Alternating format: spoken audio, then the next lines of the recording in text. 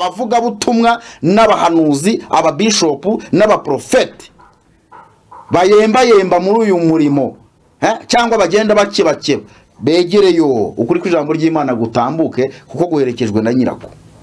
Hari abantu rero bari kumamagara bamwe bagashaka kuntera ubwoba abandi terize gerageza ibintu bireke uvuga ibi nibi reka mbabwire ngewe nta muntu ujye untera ubwoba ngiye nterwa ubwoba n'ibyaha naterwa ubwoba nuko nacumuye ku Mana yanjye umwuka wera akagira agahinda ko nacumuye ku Mana mu gihe cyose umutima wanjye umubwira ngo urera umutima wanjye umubwira ngo ubanye n'Imana neza nta kintu na kimwe cyo kuntera ubwoba icyo reka mbabwire ntunga intoki nta kintu na kimwe cyo kuntera ubwoba gihari. Hari abagerageza kohereza imyuka mibi uyu munsi saa 8 ndashaka kujya iyo myuka mibi mwohereza iragiza niza mite nyohereza iziba kubite mwese ibereka ko mfite uburinzi bw'Imana ibereka ko ndi umukozi w'Imana ibereka ko ntandukanye namwe. Niyo mpamvu mu byohereza ntibigire ikintu bikora. Niyo mpamvu mu byohereza ntibigire ikintu bikora. Nsenga Imana rize ndakijijwe agakiza k'Imana kari muri nge kabasha kundinda rero. Imana idakoresheje amareka ngo bandinde iyo myuka mibi nakorwa n'isoni kuko barayohereza ahubwo reka nze nzirike n'iyindi ubwo ntangiye iki kiganiro hari ababahutera amasaha kuyandi ubu ngubu niba hari umuntu ukurwanywa cyane umurimo ndi kuvuga ndahamagawe ndahagarikiwe ndi umukozi w'Imana wabyemera utabyemera ndi umukozi w'Imana. Nshimye Imana ko hari abantu bari kumamagara bakavuga ati rwose gerageza wituvugaho muri ubu buryo ibiki n'ibiki atari kuri umukozi w'Imana uhagurukiye igihe kandi Imana igwagurukije neza wabivuga biva ku mutima wabivuga bitava ku mutima ngende umukozi w'Imana mfite ibihamya birenze 10 byuko ndi umukozi w'Imana ntago ro ntegereje ko undi muntu uzaza kubimpamiriza ijuru rirabimpamiriza nanjye ubwanjye ndabyihamiriza n'abantu b'Imana barabihamya ko ndi umukozi w'Imana. Ibyo bintu rero muza kuzana aho ngaho muceceke gake icyadushyiriraho gereza y'abarokore ugafunga ibisambo biri hanze by'ibisha Bibiliya wanshyirira gereza ahantu maze iyo gereza atari yo kubabaza abantu mu buryo bw'umubiri iyo gereza ku buryo batavaho bari ukabambura amatelefone ukayashyira hari ukabampagarikira imbere hari nkakwereka ubutware n'ububasha bundimo nkabanza nkabwejaguza abadayimoni bari mu babishopu n'abashumba bamwe na bamwe nkabwejaguza imyuka mibiri mu bantu birirwa babeshya ngo baravugira Imana nkayibwejaguza n'abandi birirwa bakaraga abantu babatura hasi ngo bari nk'imyuka ngo abadayimoni bari kubavamo Imana ntikora icyo sha nkabanza nkabwejaguza dayimoni zigukoresha ubundi zikakuvamo zamara kubavamo nkabasabira amahoro ya Yesu ubundi nkabasabira gukizwa neza wanshirira hiyo gereza. Umubiri mwirwa musingiza uyu mubiri tumarana igihe kingana iki abantu bakomeye muzi bamaze kubaca mu maso bamaze gupfa bangana iki ko batatanze amafaranga bafite kugira ngo be gupfa. Icyo nkundira urupfu rero rutwara abakuru rutwara abato rutwara abagize kandi noneho nta cyubahiro kiri mu mva nta cyubahiro kiri mu butaka twese tujya mu butaka nubwo bagushyingura muri mu mva bubakishije zahabu nubwo bagushyingura muri serikeye ya zahabu ariko uzabora niba nagutera ya miti tumumara imyaka 10-15 utabora ariko ntuzahumeka nta nicyo uzakora ntibizaguhagurutsa muri iyo mva ntibizaguhagurutsa muri iyo serikeye ngo nurangiza ujye kureba ibyo wasize wawe mu rugo. Ibi bintu mwirwa mwirukankaho umubwiriza amaze kubyitegereza mu gitabo cy'umubwiriza Salomo amaze kubireba aravuga ngo byose ni ubusa igifite umumaro no kubaha Uwiteka. Impamvu kubaha Uwiteka bifite umumaro bitubeshaho mu isi bikazatubeshaho no mu ijuru mu bugingo bw'iteka ryose. Ibi bintu bituma mucumurira ku Mana ibi bintu mutuma mugoreka kuri ijambo ry'Imana ibi bintu murabishaka iki bavandimwe. Ega Imana yarabampishuriye hari ibyo abantu bambwiye hari iby'Imana inkereka ntacyo mufite muri Bibiliya uzabona bajya muri Bibiliya bayizengurukamo babura icyo ngo kuko wakunze gucyanuka ukanga ubugome ngo nicyo gituma igushiza amavuta yo kwisi we kwishima ngo mpaye isaha yanjye ngo umugisha umugendaho ngo sama nta soni izo ni inyigisho kiziri mu nsengero aho abantu wirwa mwicaye imbere barimo barababwira ibiki koko barimo barabarira umwanya nk'abantu ntago tugeze mu gihe cyo kwirwa twaka amafaranga n'ibiki byose tugeze igihe cyo kugira abantu ngo bihane. Yesu araje kandi niba atinze no kuza hari ibije gutwara ubuzima bw'abantu bagiye gupfa impfu nyinshi bagiye kurwara indwara nyinshi bagiye kurwara ibisazi none tubure kuburira abantu kugira ngo iyo mitego ya Satani iri imbere be kuyigwamo ahubwo turimo turakomeza kuyibashyiramo. Ese abantu nkurikiranye, mwari muzi ko hari abantu Satani yahagurukije arimo akoresha, akaza avuga ngo Yesu ashimwe, akarivuga, Imana ihabwa icyubahiro, Imana ihimbazwa, ari umukozi wa Satani. Kubera ko ntago Satani azaza, ntago twese man ibintu ndi kubona mu nsengero. Numvisha indirimbo nijoro abantu baririmba ngo Yesu ngo tugize gute, ngo Yesu ngo tugwaya kabizo, ngo abagore bari muri mwabipagani mwe biri mu madini.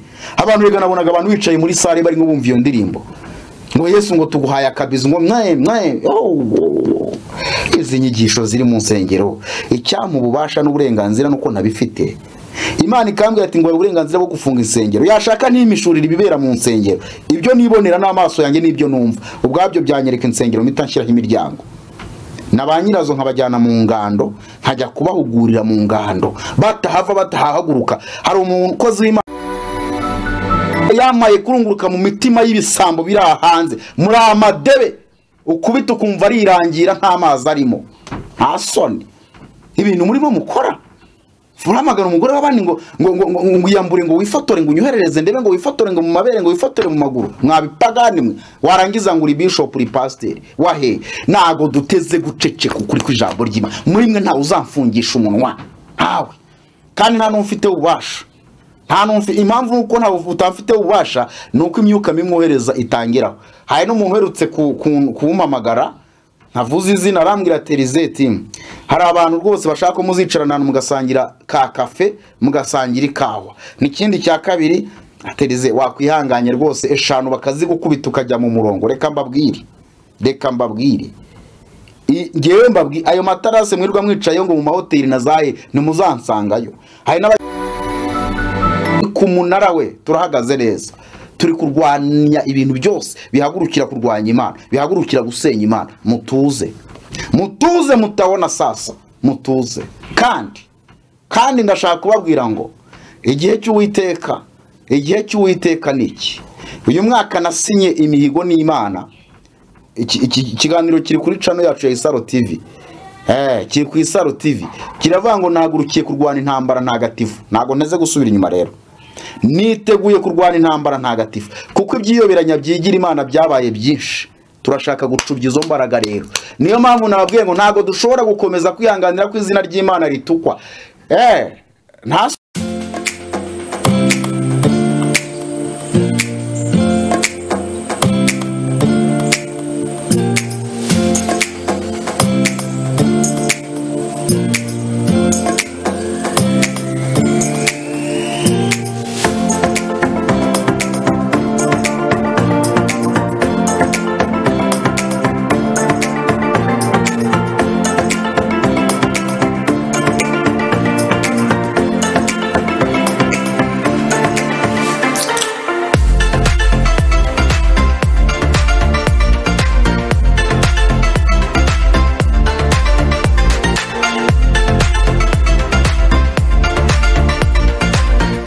Yesu Kristo nashimwe. Ndabashuhuje bene data mwese muri hirya no hino mudukurikiranye muri mu bihugu bigiye bitandukanye. Reka mperi wacu mu Rwanda birumvikana ujya gutera uburezara bw'ibanza. Reka nsuhuza abanyarwanda mwese mudukurikiranye muri iki gihugu cy'u Rwanda, mu mpande zose z'iki gihugu cyacu. Ariko kandi nanone ndongera gusuhuza abaturanyi bacu cyangwa se abavukanyi bacu b'i Burundi. Mwese mbahaye ikaze abarundi.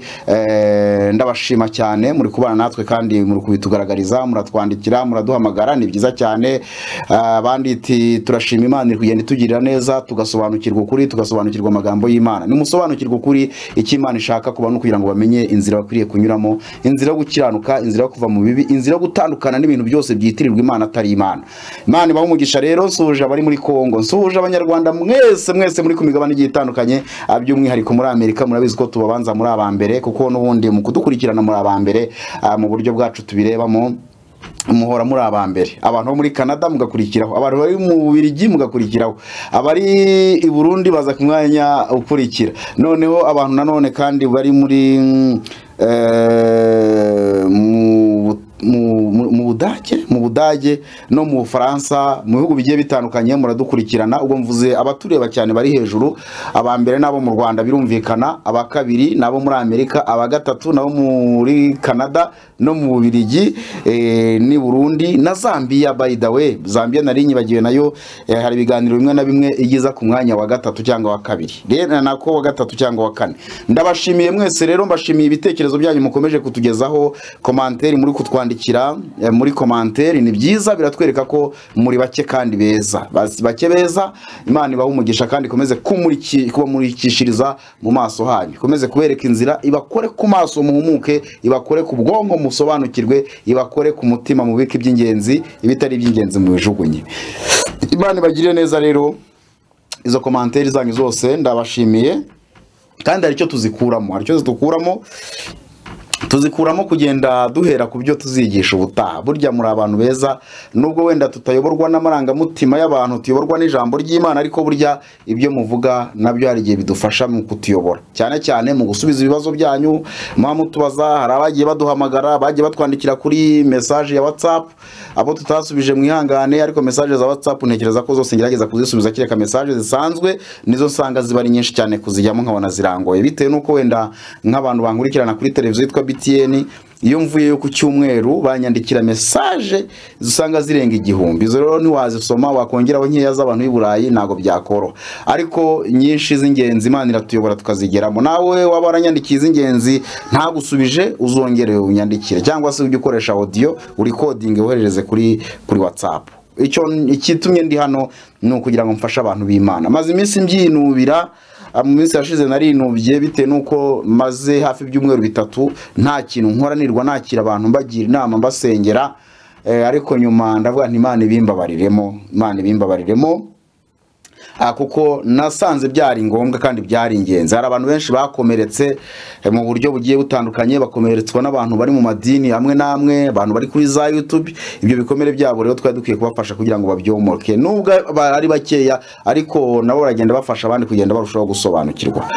Ubwo rero mwese mbabwiye ko muri inshuti nziza, kandi turabashimiye. Mukomeze mudukorere subscribe kugira ngo tubashe kujya tubana mu biganiro byacu bya buri munsi. Ni byiza kuko iri ni ryo torero mfite, mbasha guhuriramo n'abantu, nubwo ntababona amasura yanyu, ariko ibitekerezo byanyu n'uburyo mwakira ubutumwa bwiza bikomeza kunde mu mutima. Bake cyane bashobora kuza wenda bandika ibinyuranye n'ibyo turi kuvuga, kandi ntago abantu bose bakumva ibintu kimwe.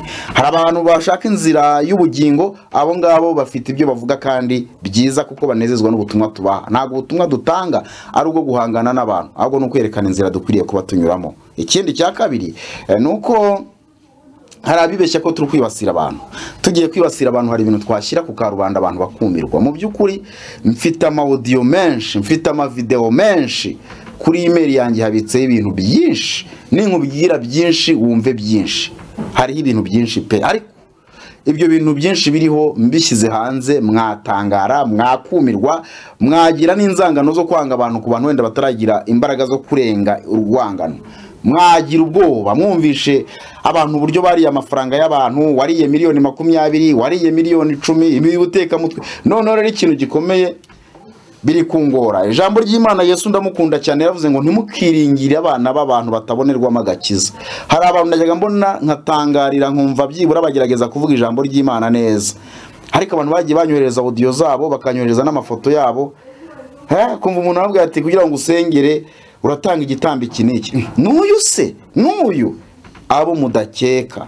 Niyo mpamvu Yesu we yabibonye, aravuga ati ntimukihavumo wiringira umwana w'umuntu. Nanjye ubahagaze imbere, ubari imbere ntimukanyiringire ngo munyimariremo ndi umuntu. Ariko ndacyashobozwa n'umwuka w'Imana, ndacyashobozwa no kumva ko nkunze ijambo ry'Imana. Niyo mpamvu kenshi mumbonana ifuhe rikomeye cyane, kandi ifuhe ntago ari ngiye uryiremamo, ntago ari ngiye uryimberamo. Reka mbabwire ngo ntituzemera abantu bakomeza gusuzuguza Imana, ntituzemera abantu bakomeza kwangisha abantu Imana, kuko abantu benshi bari kwanga Imana bitewe n'abantu. Ibyo ntago tuzabyemera, ntituzabikunda. Inyigisho zanyu z'ubuyobe turahangaha kugira ngo tuyobore abantu mukuri. Mwihangana abo mwagiye murira amafaranga, n'abo mwagiye mubwira amagambo kuri za telefone, ngo ifotore ngo hagati y'amaguru nkurebe, ngo ifotore ngo amabere nkurebe, ibyo kandi ubwo ngo nabantu mwirwa mwemera nk'ibitangaza bahagarara imbere sambo nk'ibyo ngibyo. Ibyo rwose sinzabishyira, oya muhumure, sinzabishyira hanze. Kandi nibyo mvuga nukuri kuri mu ijambo ry'Imana ku buryo niyo wajya mu rukiko utantsinda. Nerekana ibyanditswe nkabisanisha n'ibinyoma wirirwa ubwira abantu cyangwa wirirwa mubwira abantu. Hari nk'abavuga ngo rero ngo kubera ko wavuze ngo uyu muntu uriya hari n'abandi ahubwo uyu we afite biki nkuriki umva uyu arabifite ariko no hari abandi bafite ibirenze nubwo n'abatoroshye mu byo avuga n'ibyo akora. Ubwo rero mwihangane ndumva ntashaka kuzajya nkoresha amazina y'abantu nta nubwo ngamije gushyira abantu hanze ntago ari bwo butumwa Imana yampamagariye ahubwo Imana yampamagariye kwereka abantu iki kwereka abantu kuri. Reka mbwira abantu rero ko muri gahunda yo kuhagararira ijambo ry'Imana hari abantu biteguye gutanga n'ubuzima bwabo ariko kuri ku ijambo ry'Imana kugatambuka. Mu kubererekere rero ntimugutangire kuko ushobora gutangira ukagucamo kabiri. Ntago turi bwemera abantu basuzuguza Imana yacu tuvuga siyo twumviye ku minwa y'ababwiriza siyo twaboneye mu nsengero nubwo hari byo twigiye mu rusengero ariko Imana tuvuga twarayiboneye n'amaso yacu. Imana yacu twarayiboneye itugirira neza. Imana yacu twarayiboneye iduha amahoro yo mu mutima. Icyo ni icy'ingenzi gikomeye cyane kidashingiye ku byo mwirirwa mubeshya abantu. Ntago amahoro yo mu mutima ashingiye ku mafaranga nubwo amafaranga ari ingenzi. Imana yaduhaye amahoro yo mu mutima, turanyuzwe, turanezerewe, ntidufite amafaranga ariko dufite amahoro.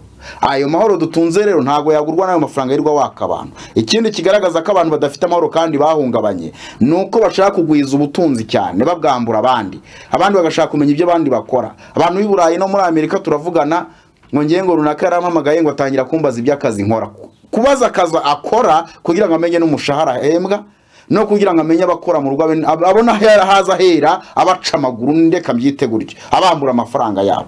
Ariko ibyo binyoma biragenda bigaragara rwose mu byumve neza.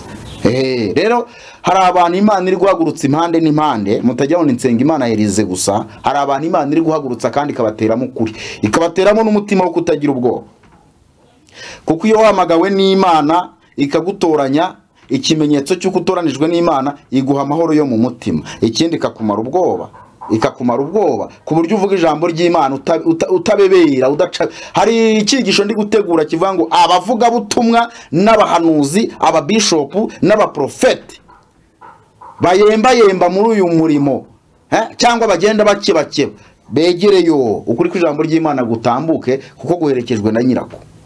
Hari abantu rero bari kumamagara bamwe bagashaka kuntera ubwoba abandi terize gerageza ibintu bireke uvuga ibi nibi. Reka mbabwire ngewe nta muntu ujya untera ubwoba.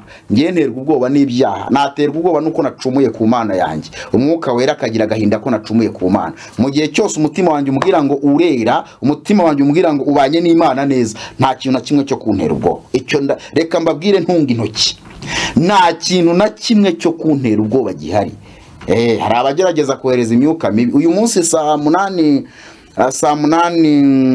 hafi bishyira saa 9 z'ijoro bohereje imyuka mibi kandi wayohereje namumenye. Bohereza imyuka mibi ngwizi ntago ishobora kugera mu cyumba cyanjye, ntishobora. Urimo urakora ubusa, ntago byakunda. Ndi muri Yesu nawe ari muri nge, ntago abadayimoni rero baza kwinjira muri jewe. Icyo ngicyo kitondere cyane. N'umuryango wanjye nkuragiza amaraso ya Yesu. Wenda reka ndeke kuvuga ngo urakijijwe ko gakiza kamenywa n'Imana na nyirako, ariko je nihamiriza ko nkijijwe. Niba nkijijwe rero ndahakurinda umuryango wanjye, ndahakurinda itorero ry'Imana, ndaha ko rero yohereje rwose ibintu by'imyuka mibi biraza n'uburyo babyoherejemo menya n'ubyohereje. Reka nkubwire ubu ngiye guhindura isengesho. Najyaga nsenga sasa, najyaga nirukana abadayimoni mu bantu mbohereza ikuzimu, mbohereza mu marimbi, mbohereza mu nyanja, mu kidaturwa. Ubu ngiye kujya nsubiza imyuka ivuye, uyohereze nyikohereze igusekagure niba ngombwa inakubita imiryango yanyu, ariko ntibice kugira ngo ibereke ko hari imbaraga zindimo, hari imbaraga zindinze. Ndashaka kujya iyo myuka mimwohereza, iragiza niza mite nyohereza iziba kubite mwese, ibereke ko mfite uburinzi bw'Imana, ibereke ko ndi umukozi w'Imana, ibereke ko ntandukanye namwe. Niyo mpamvu mu byohereza ntibigire ikintu bikora. Niyo mpamvu mu byohereza ntibigire ikintu bikora. Nsenga Imana erize ndakijijwe. Agakiza k'Imana kari muri nge kabasha kundinda rero. Imana idakoresheje abamarayika ngo bandinde iyo myuka mibi, nakorwa n'isoni kuko barayohereza. Ahubwo reka nze nzirike n'iyindi ubwo ntangiye iki kiganiro haraba bahutera amasaha ku yandi. Ubu ngubu niba hari umuntu wo kurwanywa cyane muri iki gihugu mu bakozi b'Imana, nsenga Imana ndi mu bambere, ndimo ndarwanywa pe. Ariko kukurwanywa kwanyu ntacyo kuzatanga, ntacyo kuzakora. Uyu murimo ndi kuvuga ndahamagawe, ndahagarikiwe, ndi umukozi w'Imana.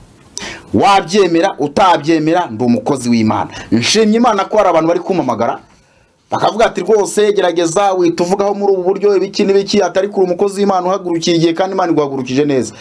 Wabivuga biva ku mutima, wabivuga bitava ku mutima, nge ndi umukozi w'Imana. Mfite ibihamya birenze 10 by'uko ndi umukozi w'Imana. Ntago rero ntegereje ko undi muntu uzaza kubimpamiriza, ijuru rirabimpamiriza, nanjye ubwanjye ndabyihamiriza, n'abantu b'Imana barabihamya ko ndi umukozi w'Imana. Ibyo bintu rero muza kuzana aho ngaho muceceke gake. Muceceke gake, turi ku murongo, turi ku munara we, turahagaze neza, turi kurwanya ibintu byose bihagurukira kurwanya Imana, bihagurukira gusenya Imana. Mutuze, mutuze, mutabona sasa, mutuze. Kandi ndashaka kubabwira ngo igihe cy'Uwiteka niki. Uyu mwaka nasinye imihigo n'Imana. Ikiganiro kiri kuri channel yacu ya Isaro TV. Kiri ku Isaro TV. Kiravuga ngo nahagurukiye kurwana intambara ntagatifu. Ntago nteze gusubira inyuma rero. Niteguye kurwana intambara ntagatifu kuko ibyiyoberanya byigira Imana byabaye byinshi. Turashaka gucubya izo mbaraga rero. Niyo mpamvu nababwiye ngo ntago dushobora gukomeza kwihanganira ko izina ry'Imana ritukwa. Nta soni. Nehemiya ari mu munezero w'ibwami ngo yumva amakuru y'umurwa w'iwabo, yumva ibiri kuhakorerwa, ngo yiyiriza ubusa, asaba umwami uruhushya.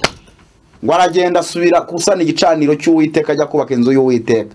Birirambwira ngo abantu yahagurukije kugira ngo bamufashe gukora umurimo, ngo byabaye ngombwa ko abatoza igisirikare. Ntago ari nge jyenyine rero wabuhagurutse mu mwuka wo kurwanya ubuyobe, kuko ubuyobe buri kuri iyi si, buri muri iki gihugu, nta yindi myaka mu isi ubuyobe bwigeze bubaho. Twumvisha abatinganyi, Imana isirimbura Sodomu n'Igomora, ariko ibyo turi kumva uyu munsi wa none biteye ubwoba. Abagiye bashaka indamo muri uyu murimo w'Imana twumva muri Bibiliya ni abantu bake cyane, ariko uyu munsi wa none abo mudatekereza nabo mutekereza bose. Umuntu aramagana umuntu ababaye ati banza wohereze ituro kugira ngo tuvugane.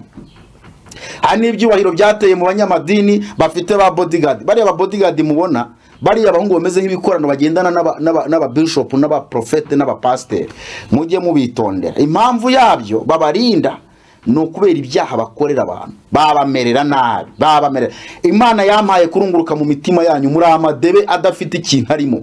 Imana yampaye kurunguruka mu mitima y'ibisambo biri hanze muri amadebe, ukubita ukumva rirangira nta mazi arimo.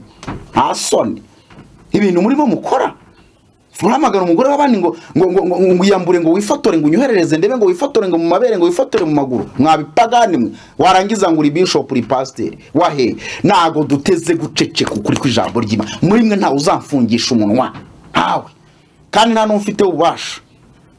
Impamvu nuko nta utafite ububasha nuko imyuka mimwohereza itangiraho. Hari n'umuntu uherutse kumpamagara, ntavuze izina, arambwira Terizeti, hari abantu rwose bashaka ko muzicarana mugasangira ka kafe, mugasangira ikawa. N'ikindi cya kabiri, Terize wakwihanganye rwose eshanu bakazigukubita ukajya mu murongo. Reka mbabwire ngewe mbabwire ayo matarase mwirwa mwicaye ngo mu mahoteli na zaye nimuzansangayo. Hari n'abajya bampamagara bakambwira ati duhurire Marriott cyangwa duhurire ku Isimbi cyangwa duhurire ati tuganire kubw'umurimo w'Imana. Jewe nta muntu numwe nemereye kubonana nawe mu gihe Imana itambwira ngo genda. Kuva natangira uyu murimo, kuva natangira uyu murimo, wenda duhere muri 2018 nicaranye n'abantu batarenze 2. Mubishaka muri benshi ariko ntimuzambona. Cyangwa se Imana n'ubundi yongera imanura imbaraga zayo, inkore ku maso, inyereke buri muntu wari we wese, kuko sinerekwa cyane mu mpano ngira. Kwerekwa kwanjye ni gukeya, ariko Imana igiye kongera kubyuzuza kandi yarabimbwiye. Birakeneye ko inkora ku maso, impa amaso y'umwuka nkabasha kureba abanyiyuberanyaho n'abanyishushanyaho, kuko ni benshi cyane. Nubwo ntaho duhurira, mu nkura hese, ntuzansanga mu kabari, ntuzansanga aho mu sohokera. Jewe nsenga Imana Elize, mbana n'umuryango wanjye. Iyo ntagiye mu kazi ndi mu rugo, naba ndi mu rugo nkaba ndi mu cyumba cy'amasengesho. Hano muri studio niho icyumba cy'amasengesho kiri, nkaba ndi gusenga Imana, nakira abantu b'Imana. Ntabyo mfite byo kujya kwigaragaza hirya iyo ngiyo, ntago ari komeze.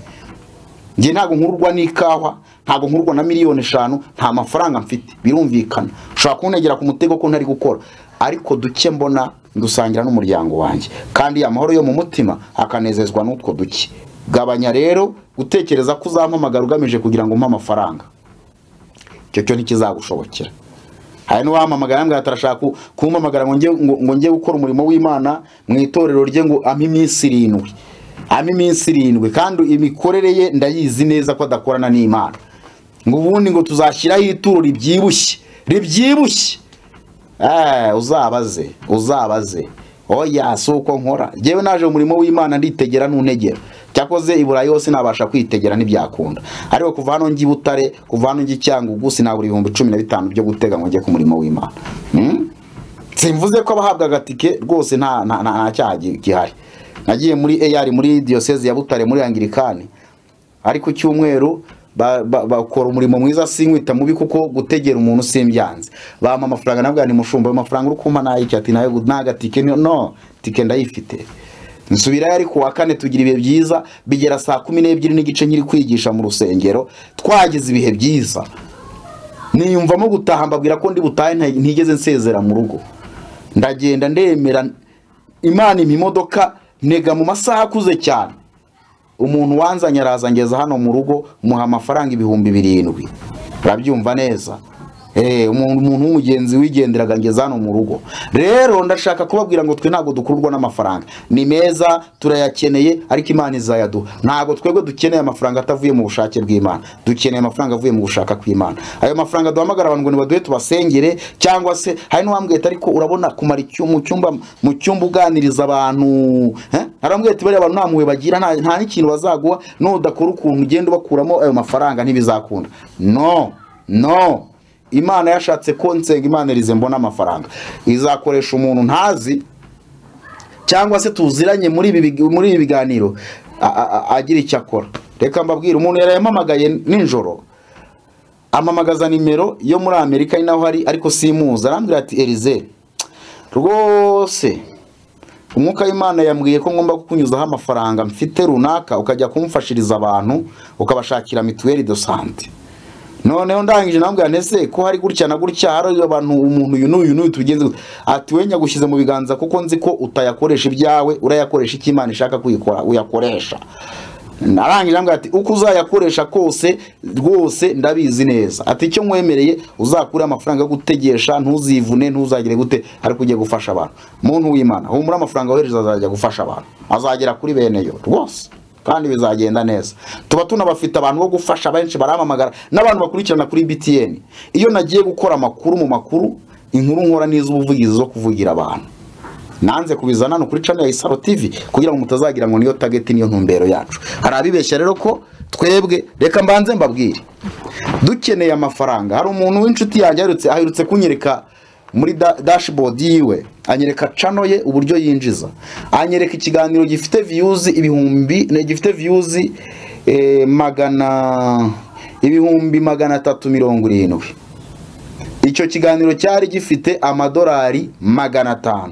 Amadolari 500 ni 500, kandi icyo kiganiro cyari kimaze iminsi 3. Natwe kuba twakora ibiganiro byatuma abantu badukurikira twabishobora. Utagira ngo kuba nshyira ikiganiro kikarebwa n'abantu 1000 mu gihe kingana n'ukwezi, nako mu gihe kingana n'iminsi 3, utagira ngo nuko abantu batareba cano yanjye, ahubwo bararunguruka basoma titre ntibafungure kubera ko bakeneye ibinyoma, bakeneye fire, bakeneye akira isaha, bakeneye akira ibinibi. Hari umubwiriza njyamo nufata amasaha yanagira abantu, agafata inkweta akazikuramo akazinagira abantu. Bajya banagira ibyo babanagira ntago mubizi, ibyo babanagira ntago mubizi. Harambwe ati jewe yamaye isaha amaze kuyima ndayihishurirwa, ndayimenagura ndayijanjagura.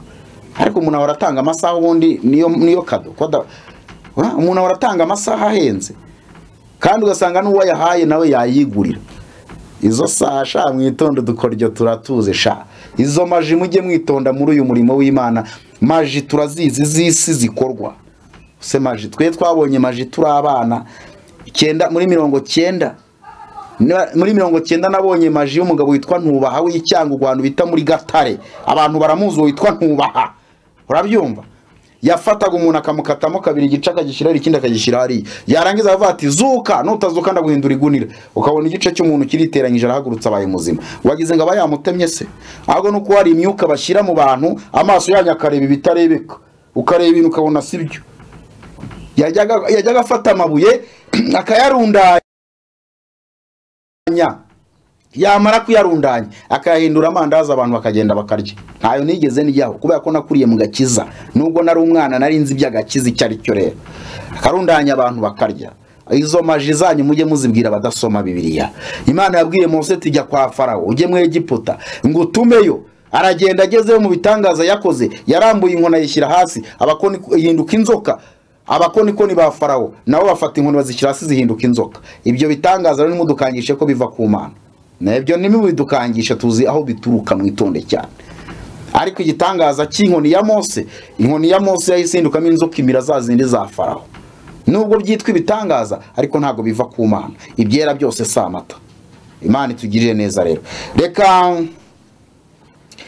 reka nsome aya magambo ariko reka tubanze dusenga Imana tubohe iyo myuka mibi imbere yuko twinjira neza mu izina rya Yesu Kristo rifite imbaraga n'ubutware rifite ubushobozi uyu ni umwanya mwiza tugiye kuganiriza abantu nje kubaganiriza kubera ko arabagiye bambaza ibibazo bigiye bitandukanye umfashe uyobore ubwenge bwanjye nirukanye umwuka mubi wo guhuzagurika wo kuvuga ibyo ntateguye kuvuga nirukanye abazimu abapfumu imbaraga z'abarozi imbaraga z'abarangi imbaraga z'abakonikoni imbaraga z'uburyo bwose ndaziboshye mu izina rya Yesu kandi abantu batangiye gutinyuka kunyohereza imyuka mibi iyi myuka mibi ndategeka ko igenda ikabanza kabankubitira bakumva ko imbaraga y'Imana indimo ntago ndogwa mpagaze mu butware bw'Imana mpagaze mu ijambo ryawe aba barozi rero aba bapfumu aba bakonikoni bihishe mu madini bihishe muri Bibiliya bashaka kugaragaza ukuri kutariko unyemerere uhagararane nanjye kandi uri kumwe nanjye ntago mbishidikanyaho nyemerera utamaze imyuka mibi yose yo kugoreka ijambo ryawe ukore ku matwi y'abantu bumve ukore ku maso barebe bamenye iyo bava niyo bajya batandukanye kazungu narara n'ijambo ry'Imana ubereke ko gukizwa kwabo bidaheshwa no gutura amaturo menshi gukizwa kwabo bidatura no gutanga isaka gukizwa kwabo kudashingiye ku bitambo kuko ijambo ry'Imana riramubwira ngo Kristo wenyine witanze akaba igitambo wenyine gusa ari we gitambo cyiza kibohora abantu ibitambo by'abantu ntacyo bishobora kumara ibyo Yesu yabikuyeho mu isezerano rya kera akuraho ibitambo n'amaturo adafite umumaro adafite umurongo ni ijambo rirano muri Bibiliya abantu bagendana batabizi niba bereka ko udatanze amaturo menshi atazajya mu ijuru cyangwa azapfa babona iryo jambo rivuga ko amaturo n'ibitambo byose ntacyo bishobora kumara mu gakiza k'umwana w'umuntu Yesu wenyine ari ufite uruhare rwo kugira ngo abantu bakizwe bafashe rero bagire neza kandi ibiganiro bigende bikora ku nkingi y'imitima y'abantu abantu bahinduke bamenye ukuri niko kuzaba batura mu izina ry'umwami wacu Yesu Kristo amen reka dusome amagambo y'Imana dusanga hano mu Migani amagambo avuga ngo gutinya abantu guhesha kugusha mu mutego gutinya abantu kugusha mu mutego ariko uwiringira Uwiteka azaba amahoro gutinya abantu kugusha mu mutego ariko uwiringira Uwiteka azaba amahoro Imana itugirire neza ntago ntinya abantu kugira ngo bakomeze bidegembye bakora ibyo bashaka kuba muvuga ngo hari abafite imyuka mibi ngo bazayigutereza ngo bityo ngendere muri ubwo bwoba ntago ntinya abantu oya ntago ntinya abantu nta nubwo ntinya gupfa ko mu Kristo ni inyungu ntago ntinya gupfa icya kabiri nanyuze mu rupfu mwitonde cyane rero abantu mu nkangisha urupfu mu bigendemo gake cyane ndabasabye ngo mu bigendemo gake cyane urupfu turaruzi twarunyuzemo ubwo rero bavandimwe ndaje kugira ngo mbabwire ukuri kw'ijambo ry'Imana turasoma amagambo reka nkoreshe telefone nibyo birubuze kunyorohera cyane tubwira abantu ngo bagende gake bitonde tuzanye amagambo y'Imana tuzanye ubwiru bw'Imana bwahishwe haleluya Yesu Kristo ashimwe kandi ahabwe icyubahiro muri Matayo ibice 10 ku murongo wa 32 aravuga ngo umuntu wese uzampamiriza imbere y'abantu nanjye nzamuhamiriza imbere ya data uri mu ijuru ariko uzanyihakanira imbere y'abantu wese nanjye nzamwihakanira imbere ya data uri mu ijuru. Ayo ni amagambo ni ukuri kw'ijambo ry'Imana. Ntago duteze kwihanganira abantu bagore ku kuri kw'Imana, bagore ku kuri kw'ijambo ry'Imana. Imana twarayibonye, Imana yabanye natwe, Imana yatugiriye neza, Imana yaraturengeye. Ntabwo dushobora kwemera abantu basuzugura Imana yacu bayibeshyeshya. Umuntu ahamagara umuntu, numva ibyigisho by'umuntu, hari nk'abantu bari kunyoreza ibyigisho bigiye bitandukanye. Imana ibaha umugisha ku bantu bari mu migabane igiye itandukanye. Umuntu akava ku munota wa mbere akagera ku kiganiro cy'isaha n'iminota 15, utarumva avuga ngo ni mwihane kuko ubwami bwo mu ijuru buri hafi, utarumva avuga ngo ni mubabarirane, ahubwo arimo avuga ngo ntukankangisheho, niba naragwagaza imbere nkwigisha ijambo ry'Imana, ntukambwire ngo hari abakene benshi, uhereza ituro kandi ribyibushye, abakene bazahoraho na Yesu yasanze abakene bariho. Mwabapagani bo mu rusengero mwe, izo nyigisho mwazikuye he? Undi muntu arambwira ati jewe ariko hariho ibintu we, umuntu akabwira umuntu ngo mena amagi inkoko y'inyarwanda ngo uyatobe mu mazi, numara kuyatoba mu mazi uyiyuhagire ubundi usenge. Ariko ahantu hatari umwuka abantu bigira ibyigenge koko. Undi ngo ufata amazi ukayashyushya ngo ukayashyiramo umunyu ukayakaraba. Uwo wigisha izo nyigisho ndamuzi nawe, banyoherereje audio ye. Erega ndabafite, reka mbabwire, ndabafite kandi ikindi je nimuzabona icyo mumvuga ntacyo kereka ni mu gihimba. Ngerageza kwitwararika mu mutima wanjye, nkagerageza no kutwararika amaso yanjye, nkagerageza no kwirinda. Ntabyo muri ubone mumvuga, kandi munabimbonaho na Yesu ntibamuvuze bike kandi yari Imana, yari intungane. Ngewe nyimba umuntu ushobora gucumura none ejo nkaba, ariko ntacyo muri ubone mumvugaho, ndababwiza ukuri. Ariko mbafite mwese, nshaka bya bindi byo gutwika cano yanjye kuzuza abantu benshi bayireba, nanjye amadolari akinjira akaba menshi cyane ko buri munsi mbona hajyaho amadolari 2, amadolari 3, ntago yakwishyura n'amashanyarazi ari muri iyi nzu. Hari ibintu nashyiraho bikanyinjiriza amafaranga we. Hari ibintu nashyiraho by'ababishop n'abapasiteri n'abaprofete n'abahanuzi bari hanza, by'abantu b'Iburayi bagiye banyoherereza mbishyizeho. Ariko kubera ko mwakorwa n'isoni zirenze gukorwa n'isoni, abagore banyu bakababara, abana banyu bakababara, kwa sobukwe bakababara, ababakunda bakababara, nkabyihorera kubera izo mpamvu. Ariko nakabatamaje. Ariko mbafite niya mwese mwirwa mwidegembya kuri za YouTube n'abadamu bariyo nabo ndabafite mwese, mbafite nababitse kuri email yanjye kugira ngo telefone yanjye mutazayigambanira bakayishikuza sha. Nababitse kuri email ibika ibintu, kandi niyo nava muri uyu mubiri password zanjye zifitwa n'abatari bakeya nizeye. Ariko ntago nzava mu mubiri nishwe namwe, ntago nzava mu mubiri nishwe n'abadayimoni. Oya sha, narapfuye ndazuka. Ababikoze mwarabikoze, mwarinejeje, ariko sinapfuye. Kandi niyo target yanyu mwari mugambiriye komfa, ntago napfuye rero. Kuba narazutse mukuzuka kwa nyina bwiye Satani nambwira nisha uragatoye. Ariko wabereka amafoto yanjye ku bantu mutagira ubwoba, ndumva nshaka kubereka amafoto y'umurambo wanjye sasa mukanabibona, kugira ngo mubone n'umuhamagaro twicayemo duhagazemo, mutagira ngo twapfuye kuza muri ibi bintu. Duhombye byinshi mu kugira ngo twumvire ijwi ry'Imana. Ngewe nsenga Imana ubabwira nayo mfite studio ikora indirimbo z'amakorari menshi yo muri iki gihugu zishya kubera kwanga kumvira umuhamagaro w'Imana ndi mu uyu munsi wa none. Nari mfite restaurant ikomeye yitwa Dignity Restaurant yarampombeye, nayo narakodesheje imiryango 4, yari restaurant ikomeye, nayo ndaza kuyibashyiriramo muyumve muri iki kiganiro. Iyo nayo yarahombye. Nari mfite indi restaurant yo yari itangiye no kunyinjiriza amafaranga bigaragara rwose, iyo nayo yarahombye. N'ibikoresho byari biyirimo barabisahuye, inzego zanyitendetseho mu rwego mwakagira Imana Satani kunakora. Abakiriya baza bakasohoramo ngo basigaremo 4 ngo udateza covid, kandi wajyana ugasanga baruzuye, mu mpamvu zo kugira ngo nze muri uyu muhamagaro w'umurimo w'Imana. N'ibikoresho byanjye sinigeze mbikura aho hantu, ntago nigeze mbikura aho hantu. Nagiye kubyaka ahantu biri barabinyima, simfungisha abantu, sindega abantu. Uzabitware ntago bizakugwa amahoro. Cyakoze Imana ntizakwica, izagutere kwihana. Rwose amagaze yanjye baratwara, amameza arunza ahantu, abazakandagira ukarabe, amasafuriya niyo mu restaurant batekeshamo. Rwose muhumure, nsenga Imana irize ndi umunyamahoro. Niyo mpamvu babwira ngo ntimuzabona icyo mumvugaho. Jewe mbana n'abantu bose amahoro. Wanyiba utanyiba mbana n'abantu bose amahoro. kandi kugira ngo ngiye kurega naguteza Imana. Ngewe kera najyaga mvuga bikaba, hari umugabo wigeze yibasira abantu akajya yirirwa yica abantu mu Gakinjiro ko mu mujyi wa Kigali muri za 90 yica abantu. Ngiwe ndi gufotora, nakoraga akazi ko gufotora, ahafataranigisha kamera nako appareil fotorani garanzamura mu kirere ararekura. Ngeze mu rugo nsengesho ndavuga nti Imana, uyu mugabo ndashaka umuha agakiza, dore aho yigenze yirirwa yica abantu, niba utamuhaye agakiza umukure mu bantu. Ndashima Imana ko ajya gupfa yarampamagaye insaba imbabazi arapfa. Imana yari yarambwiye ngo uzifuriza uzategeka wese ugategeka mu izina rya Yesu izamubaho. Ariko akanwa kanjye sako kwifuriza abantu ibibi, akanwa kanjye nako kugira ngo abantu bahinduke. Cyakoza abohereza abadayimoni ndashaka kujya mbita mbagarurira bakabarijwigiriza ubwanyu.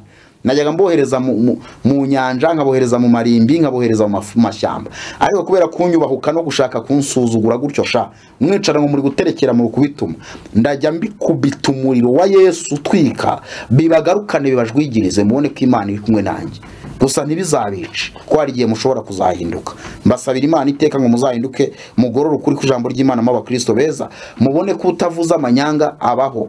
Ubuse ko maze kuva muri 2020 mumbye amafaranga atari munsi ya miliyoni 20, ugiye kuri konte yanjye nta n'ibihumbi 300 wayisangaho, nta n'ibihumbi 200 wayisangaho, hari ibihumbi 7 by'amanyarwanda. Ariko se ntago mbaho iwanjye, ntago tuburara, ntago tubwirirwa, kandi ntawe mpamagara ngo naka amafaranga. Imana igira gutya mu gashara kanjye gake kakagera igihe nkabona kangezeho, nkagura umuceri, nkagura ibishyimbo, nkagura amavuta, nkagura ibigurika, ngashyira mu rugo, tugasigara nayo imboga tugashyira hariya, tukabaho tunyuzwe ya mahoro yo mu mutima dufite.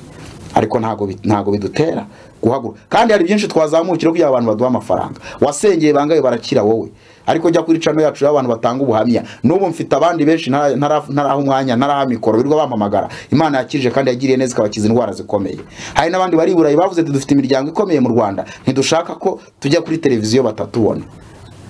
Wowe wakijije bangaye? Duhereye kuri ari amafoto ntago twarya amafaranga benshi se. Uwo twahamagara abona biriya bintu, bari abantu ko biyubashye ntanabaza amasura yabo, tukavuga ati dore abantu Imana ikijije, ntago baduha amafaranga. Wowe subivuga bakijije, Imana ikuri mu yakijije bangaye? Nagari njye bakiza n'Imana ibakiza. Imana ikuri mu ikiza bangaye? Yakiza ikize nibyo mubakorera ko ari imyuka mibi mubashyiramo, mukayibakuramo mubarekeramo indi. Reka dusome aya magambo y'Imana.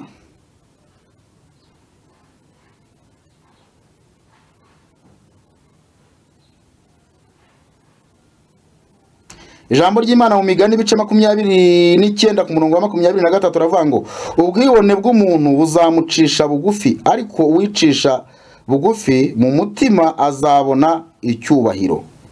Uwiyuzuza n'umujura aba yiyanga. Mwumvije amagambo? Uwiyuzuza n'umujura aba yiyanga, yumva uko arahizwa akanga kubivuga. Yumva uko arahizwa akanga kubivuga. Gutinya abantu kugusha mu mutego. Nayasomye ariko hejuru sinanayasomye bavandimwe. Uwibona ubwibone bwo umutima, hari nawe bivuga ngo ubanziriza kugwa. Iyo bantu bigeze ibitangaza hirya hanga bakora ibintu biteye ubwoba.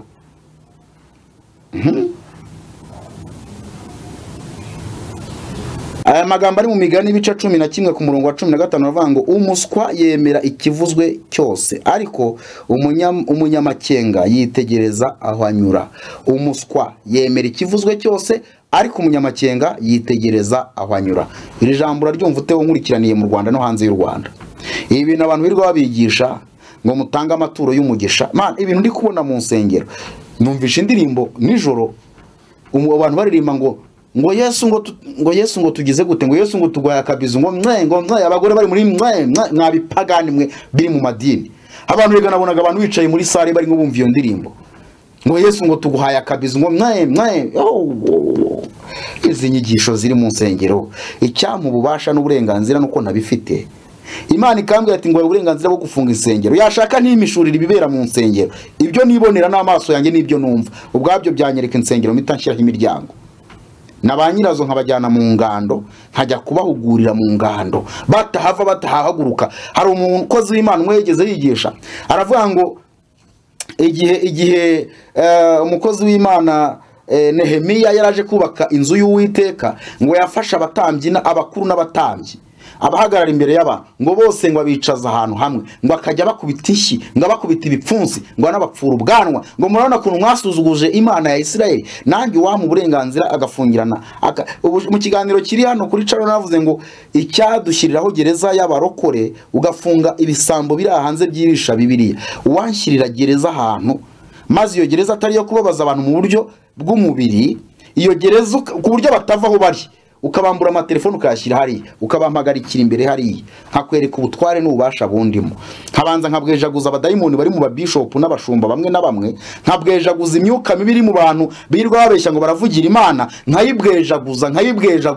nababandi birirwa bakaraga abantu babatura hasi ngo bari nk'imyuka ngo abadayimoni bari kubavamo Imana ntikora icyo sha nkabanza nkabwejaguza dayimoni zigukoresha ubundi zikakuvamo zamara kubavamo nkabasabira amahoro ya Yesu ubundi nkabasabira gukizwa neza wanshirira hiyo gereza ega Imana yarabampishuriye hari ibyo abantu bambwiye hari iby'Imana inkereka ntacyo mufite muri Bibiliya uzabona bajya muri Bibiliya bayizengurukamo babura icyo ngo kuko wakunze gucyanuka ukanga ubugome ngo nicyo gituma gushiza amavuta yo kwisi we kwishima ngo mpaye isaha yanjye ngo umugisha umugendaho ngo sama nta soni izo ni inyigisho kiziri mu nsengero abo bantu wirwa mwicaye imbere barimo barababwira ibiki koko barimo barabarira umwanya mw'abantu ntago tugeze mu gihe cyo kwirwa twaka amafaranga n'ibiki byose tugeze igihe cyo kubwira abantu ngo bihane Yesu araje kandi niba atinze no kuza hari ibije gutwara ubuzima bw'abantu abantu bagiye gupfa impfu nyinshi bagiye kurwara indwara nyinshi bagiye kurwara ibisazi none tubure kuburira abantu kugira ngo iyo mitego ya Satani iri imbere be kuyigwamo ahubwo turimo turakomeza kuyibashyiramo ese abantu mu nkurikiranye mwari muzi ko hari abantu Satani yahagurukije arimo akoresha akaza avuga ngo Yesu ashimwe akarivuga Imana ihabwa icyubahiro Imana ihimbazwa ari umukozi wa Satani kubera ko ntago Satani azaza ntago twese ushaka kutubwira ngo tujye kwa Sarongo ku mupfumu tujyeyo n'abadakijijwe bazi ko kujya mu bapfumu ari icyaha benshi rero bashobora kujya mu bapfumu Satani azaza se gute aziyoberanya sasa yishe mu bapasteri yishe mu bahanuzi b'ibinyoma yishe mu baprofete yishe mu narangiza mu muyoboke kweri ariko nsenga Imana irize nimvuga ukuri muzajya kure y'ukuri haje ukubwira ngo iguhaye visa ariko ibyo bintu mushaka ni ibiki koko ko butunzi bumaze iki ubushize nabwiye ngo harakeri yaririmbye indirimbo avuga ngo waguha iby'isi byose ariko akakwima ubugingo buhoraho byakumarira iki ibi bintu turwanira tubirya kangahe bavandimwe ahantu dushyingurwa ko muhazi imva badushyiramo ko mubizi ko kujya hepfo bishobora kuba ari metero 140 cyangwa 60 gutya akaba ari metero 1 cyangwa 40 akaba ari 80 mwabavandimwe mwe ahantu badushyira ni muhazi hari uwo bamanura nayo y'imodoka hari uwo bajyana hari uwo bafata igitanda ryamagaho bakakijyanayo hari uwo bafata mwakagira Imana niki gituma bagusohora mu nzu mbese kuki batakurekera muri iyo nzu niki gituma bagusohora mu nzu bakajya gushyingura wabaye umwanda niyo mpamvu bagushyira muri morgue bakagushyira muri barafu kugira ngo utaborukana ukira abantu erega uyu mubiri wacu nta gaciro ufite ibyo bintu murimo mutindamo bidafite umumaro aho gutekereza kwihana ngo muzajye kubana n'Imana iyi si tunyuramo nka karabo unyura mu uhigira indabi wawe mu rugo mu gitondo ukabona rwarabije neza wajya ukazi wata ugasanga rwakobanye rwagiye uyu mubiri mwirwa musengeza uyu mubiri tumarana igihe kingana iki utumara n'igihe kingana iki abantu bakomeye muzi bamaze kubaca mu maso bamaze gupfa bangana iki ko batatanze amafaranga bafite kugira ngo be gupfa icyo nkundira urupfu rero rutwara abakuru rutwara abato rutwara abagize kandi noneho nta cyubahiro kiri mu mva nta cyubahiro kiri mu butaka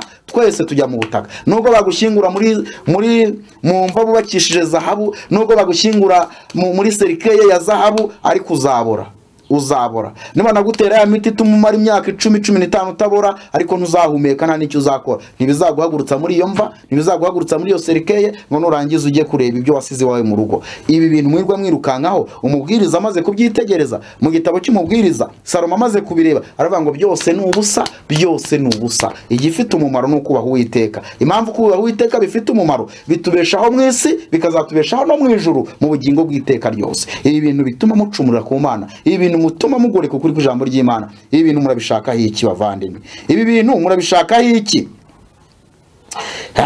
mwayumvisha amagambo umuswa yemera ikivuzwe cyose ariko umunyabwenge yitegereza aho anyura. Ibintu mubwirwa ni mu bigenzuze Bibiliya. Musome Bibiliya ndabasabye, ndabinginze. Musome Bibiliya kandi uyisome ushaka kuyimenya. Imana izakwishurira, ugende umenya ibintu bigufasha. Si ngombwa ngo ufuterure ibintu byose bitsindagira mu bwonko bwawe. Nanjye ntabyo nzi, ariko iby'ingenzi binkiza, byagukiza, byaguhesha amahoro, byagukura mu byaha, byakwambika imbaraga, ibyo ndabizi. Nawe Imana yakuyobora ukabimenya. Ibi ngibi mubireke, ntago byose mwabimenya, ni byinshi. Ibi byose ni byinshi. Iki gitabo ni kinini, nta mwanya mufite wo kugisoma ngo mukirangize, kandi iyo wagisoma ukakirangiza ibirimo ntiwabitekera mu mutwe wawe. Bivuga ngo shaka Imana izakuyobora ku by'ingenzi, kwereke n'abo bantu b'ibisambo. Mu mwanya ndaje mbasomere ijambo ry'Imana muri bwumirwe. Ndabasomera ijambo ry'Imana muri buze kumirwa, muri buze kumirwa, muraza kumirwa, muze gusanga ibintu abantu birirwa bavuga batubeshya. Aba Petero wa mbere ibice washaka hera ku murongo wa mbere. Petero wa mbere ibice 2 ushatse wahera ku murongo wa mbere. Ariko nkuko hariho abahanuzi b'ibinyoma badutse mu bwoko bw'Abisirayeli, ni nako no muri mwe hazabaho abigisha b'ibinyoma. Bazazana rwiyoberanywa inyigisho zirema ibice zitera kurimbuka, ndetse bazihakana na shebuja wabacunguye, bizanire kurimbuka gutebutse. Nabyumvishe? Ingeso zabo z'isoni nke benshi bazazikurikiza, batukishe inzira y'ukuri, kandi irari ryabo rizabatera gushaka indamu kuri mwe. Mwabyumvishe? bababwiye amagambo y'amahimbano, cyangwa se niba nayasoma bayasome muri ya magambo Yesu yaje gukuraho ari mu isezerano rya kera y'ibitambo n'amaturo n'ibiki byose. Bari bakangisha kandi byarabereho kugira ngo bitubere icyitegererezo cy'ibyabayeho, tumenye n'amateka y'ibyabayeho, babakomeza bibajyanishemo nk'abari isezerano rishya. Ariko iteka bazacirwaho uhereye kera ntirizatinda, no kurimbuka kwabo ntikuzahunikira.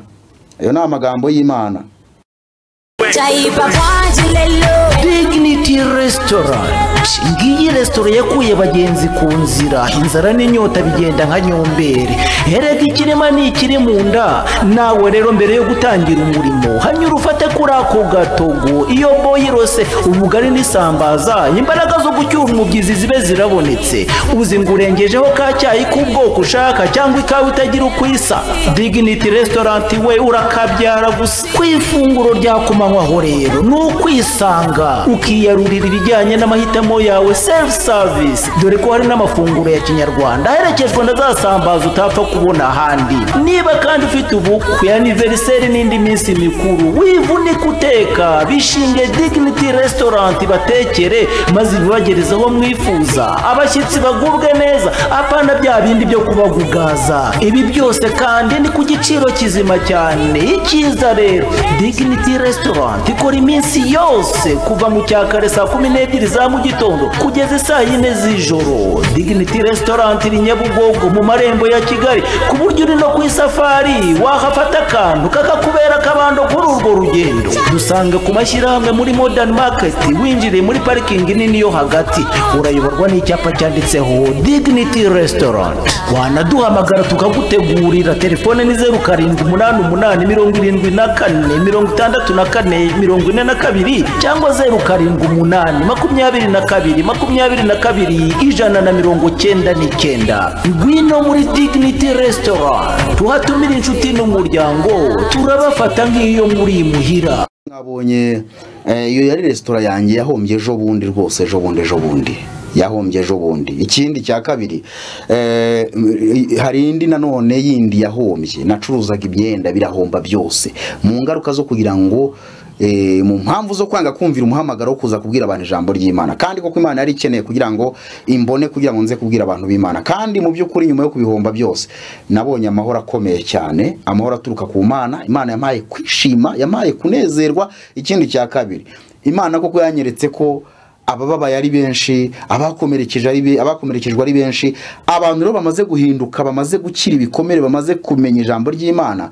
abo ngabo baruta ibyo nahombye, abo ngabo baranezeza kandi barankomeza. Reka dusome amagambo rero agana ku musozo. Amafoto yanjye nabwiraga wenda nayibereka mukareba, ariko ntago ndi buzerekane cyane kuko ni ifoto ziteye ubwoba kandi zibabaje, reka naye kuzitindaho.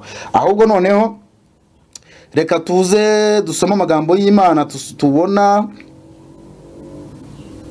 tubona mu Baheburayo ibice 10 duhere ku murongo waho wa 4. Ndashaka kugira ngo mwumve ibintu bijyanye n'amaturo n'ibitambo, uburyo Yesu yabikuyeho. Yesu ari we gitambo wenyine, ariko simbuza abantu gutura amaturo asanzwe. Oya, amaturo asanzwe ni ngombwa. Hari abantu babonye babyitwaza ngo nitwatura, ngo nitwagira gute. Mbere yuko nsoma aya magambo, hari abantu bafite insengero bakeneye amaturo, bakeneye icya 10, bakeneye n'indi mirimo runaka, kuko nyine bakora umurimo w'Imana. Ariko amafaranga azaza kugira ngo banze utange kugira ngo Imana ikugikorere gutya. Undi akaza kugira ko utanze byinshi ari w'Imana yemera. Undi akaza kugira ko utanze byinshi Imana imuha umugisha. Mubiha abantu batanakijwe, batunubaha Imana, bakorana n'imyuka mibi, bagamije kugoreka ukuri kw'ijambo ry'Imana. Abo ntimuzayabahe, rwose ntimuzayabahe. Amafaranga nababujije gutanga nayo ngayo, arimo kuza umuntu akwereka ko kugirirwa neza n'Imana kwawe birashingira mu kuba wamuhaye amafaranga menshi, mu kuba watanze ibitambo. Oya, no guha abantu amafaranga, umuntu yakwigisha ijambo ry'Imana rero gukora ku mutima ritarimo iterabwoba, kuko abavuga ubutumwa bafite amagambo y'iterabwoba, bakwereka ko nimwanga gutanga muzapfusha, nimwanga gutanga muzahomba, inda zizavamo, imirimo izarumba. Nta soni. Hari umudamu nzabazanira kuri izi mikoro uri mu Mutara, maze iminsi mbura ukuntu njyayo, biragoranye, abari kure, yewe n'ingendo urabyumva biba bigoye cyane. Hari abo babisanga unagende wanakodesheje niyo modoka bitewe n'ibintu uri bujyane, none ukabura ukuntu ujyayo.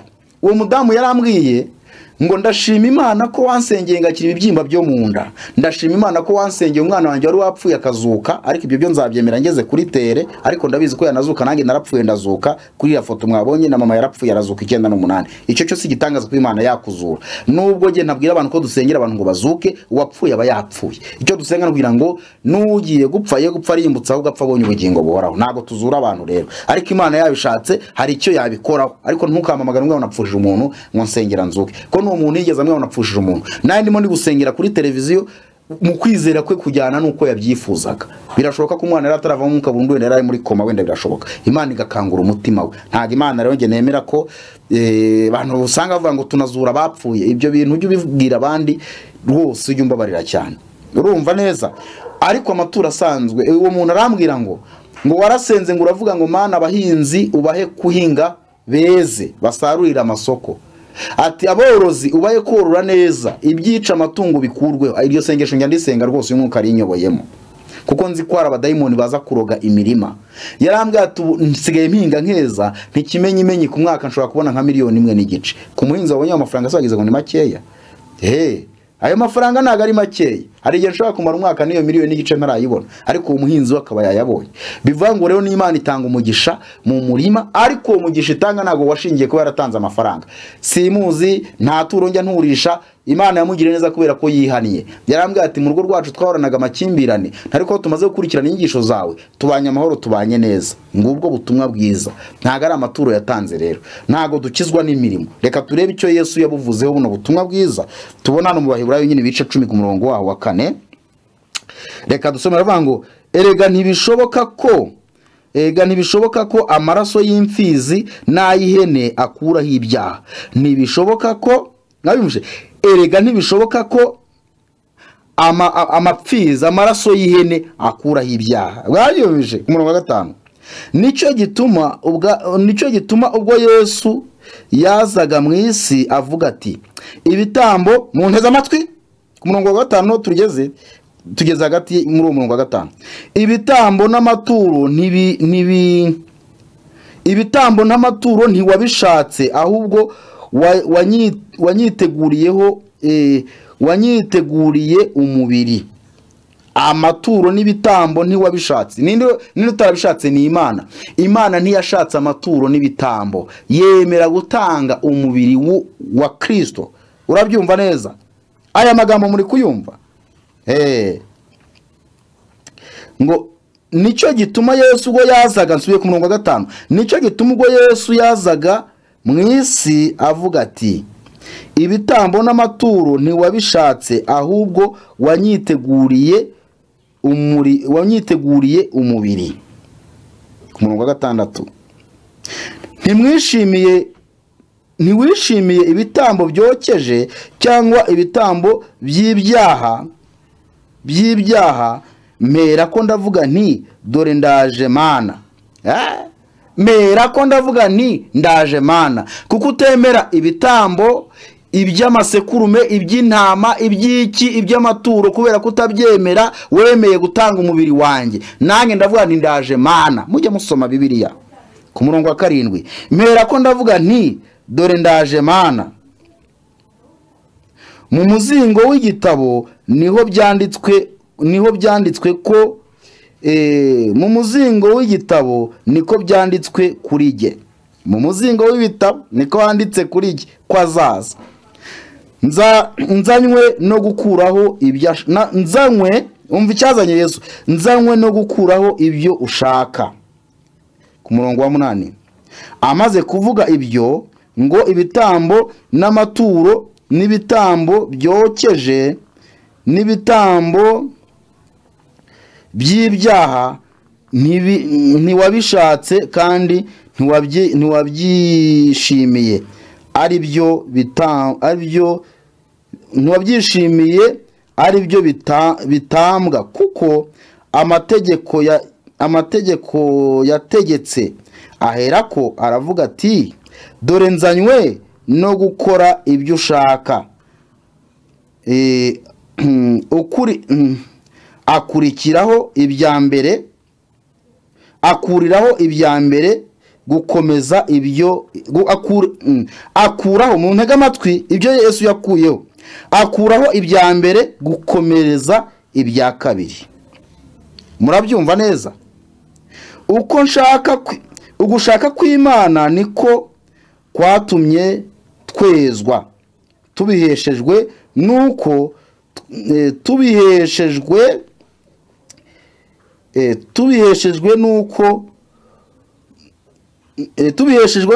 umubiri wa Yesu watambwe rimwe gusa ngo bibe bihagije iteka. Uzayasoma uyisomere neza. Birangora kubisoma neza kubera iri jisho ryanjye rimwe ritareba neza. Ariko murabyumvisha, Imana ntiyemeye ibitambo n'amaturo, ntiyemeye amapfizi y'ihene, amasekurume, ibyo ntiyabyemeye. Ahubwo yemeye gutanga umubiri wa Kristo.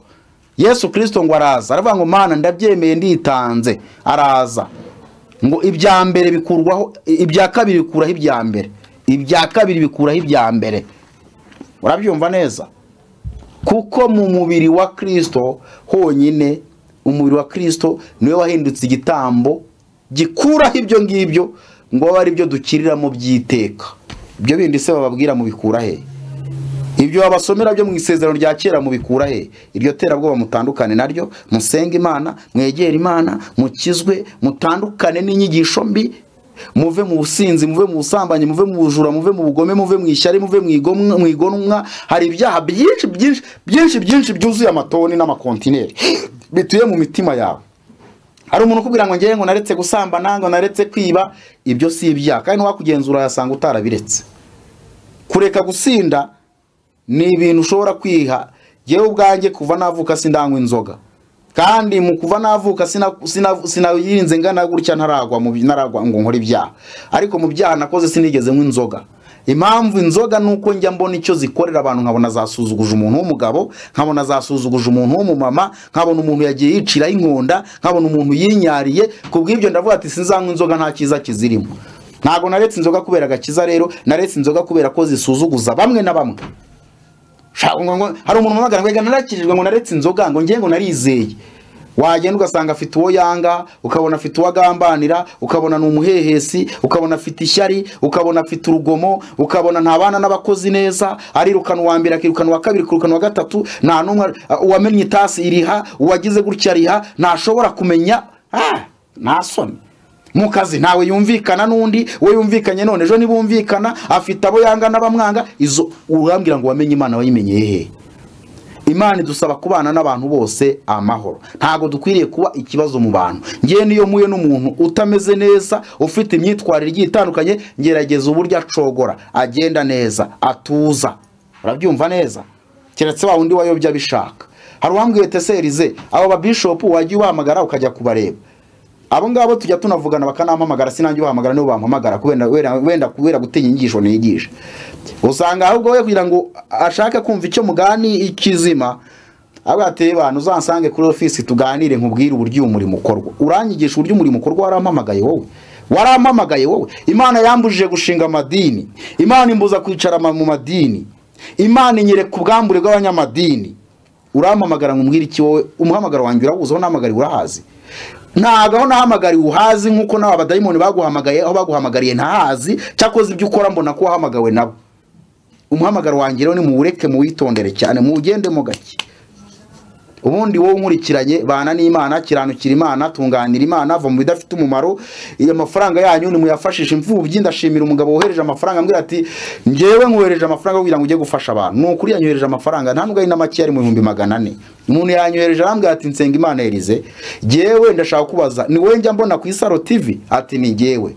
None se ko ndashaka kohereza amafaranga, arabo njya nyoherereza nyuma nkamenya ko batigeze bayakoresha ibyo agomba gukora. Umwuka w'Imana buri aranabimwereka, birashoboka.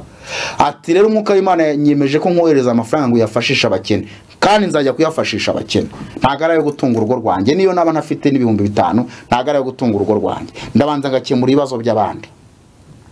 Icyo bayanyoherereje, Imana iguha umugisha, kandi namusabiye umugisha kubwo gufasha abo bantu. Ndetse kugira ngo binakure amazimwe nubwo bitari ngombwa, nzajyana na kamera yanjye abo bantu tubabwiriza ubutumwa bwiza, tubereke ko Yesu agira neza, tunabwire ko Yesu yakoresheje umuntu ntazi akohereza amafaranga yo gufasha abo bantu. Harimo tugiye kuzasura 2 tuzabanza gusura. Tuzajya no mu bitaro bya Muhima niba ngombwa, tujye gushaka abo duha mituweli de santé bakeya baba barimo, baba barwaye indwara, kuko hari igihe abantu batanga mituweli de santé ku bantu batarwaye. Reka mbabwire, igihe njya mu bitaro byo ku Muhima niho nkunda kujya. Nibanayiruka kumpamagara abarwayi baho. Nigeze njya nsanga hari abantu bagiye baba umuhondo. Ibitaro bikakubwira ati twebwe aba bantu iyo babazanye bari indembe ntago tubirukana, tubaha igitanda. Ari ugasanga nta mituweli bafite, nta mafaranga bafite. Ni twebwe rero hari imiti tudashobora kubaha, kandi koko ukanabumva nyine. Kandi n'abafite mituweli hari imiti leta idatanga bajya kugura hanze mu mafarumasi. Ugeraho ugasanga imbabare. Hari umunsi nigeze ngeraho ndeba abantu amarira arazenga, kandi sinjya mpfa kugira ngo amarira shoke. Harwarira abana cyane. Ndagenda bamwe nabaguriye imiti, icyo gihe nari mfite amafaranga, nabaguriye imiti, abandi bashakira mituweli de santé.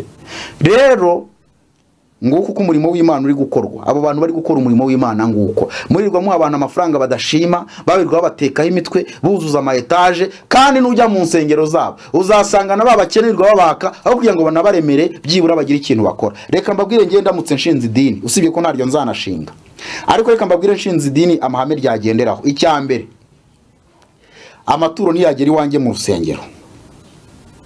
Amaturo ntiyagera iwanjye mu rusengero. Kuziye mpamvu, kubera ko amaturo agandisha, yica umurimo w'Imana. Abantu bareba target. Nagiye njya mu nsengero z'abantu bantumiraga, umushumba akavuga ati muze muture, bagatereka amabase imbere.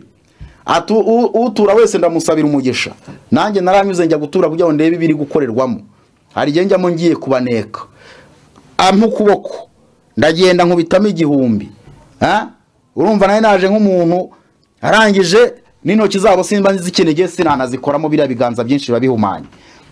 Akagenda arunguruka, yabona atanze menshi, akagukora mu mutwe no ku rutugu ngo aguhesheje umugisha. Yabanza akawihesha, ariko iyo migisha abantu birirwa babunza, birirwa bagendana, babanka ya mahoro yo kwa padiri bavanga umuhana amahoro, ukabona abantu ngo turahererekanye ukagira ngo amahoro y'Imana bamubiganza.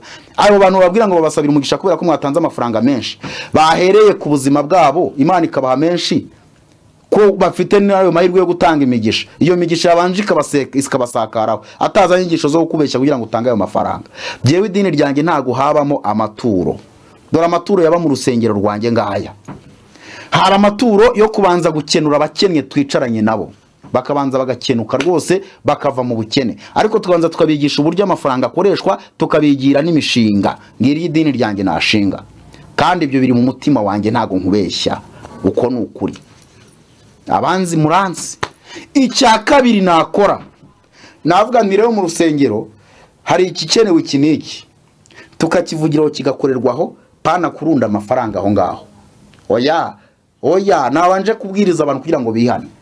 Nkavuga nti mbo dufite wenda abashumba runaka, umushumba mu buryo ubu n'ubu, hakaba hari amafaranga yatangwa kugira ngo abe uko atarya amabuye, ariko none nkamubwira ngo unakore, ntago ngukeneye mu rusengero rwanjye kuva ku wa mbere kugera ku wundi wa mbere.